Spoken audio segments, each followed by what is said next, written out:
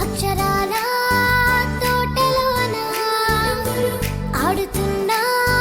చిన్ని చిన్ని తూనిగలం పుస్తకాల చెట్టు కింద ఊగుతున్నా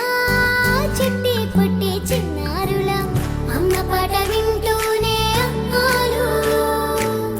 ఇడ్లీ వడ తింటూనే ఈలు అంతా కూడి ఆడి పాడి పడిలేస్తూ నవ్వేస్తూనే చేసుకుంటా నల్లని మప్పులు మెల్లగా కమ్మేస్తే చల్లంగా వానొచ్చులే వానొచ్చి వరదొస్తే వాగుల్లో వంకల్లో చెరువులో నీరొచ్చేలే చెరువులో